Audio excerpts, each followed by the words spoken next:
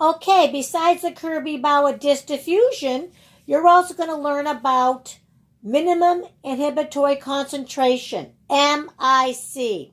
We're going to be doing or looking at two different ways to get the minimum inhibitory concentration. One is this panel.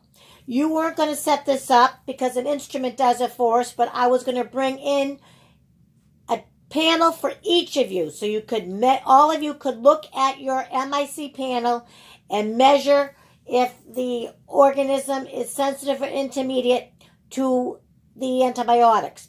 There's a lot of antibiotics on here.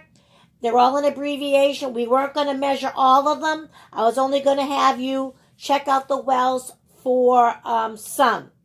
So this is a different test. It's not disc diffusions. It's not paper discs with the antibiotics impregnated on it. This is a liquid form.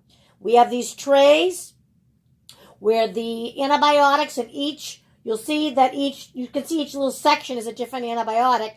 They basically have dehydrated antibiotics put in these panels, and then we make a suspension of the bacteria in a liquid, and we pour it in this MIC panel, or actually, an instrumentation helps us. And then we incubate it overnight, and then the next day we look, or our instrument does it, but you can do it manually like you were going to do. We check to see how far the bacteria is growing in these wells. We use Pseudomonas aeruginosa for the ones you were going to do, just like on our Kirby-Bauer, because it's easy to see because there's a green pigment. So it's easy to see, what wells is it growing in and which wells is it not. So this is a liquid form. There's a lot of antibiotics in it.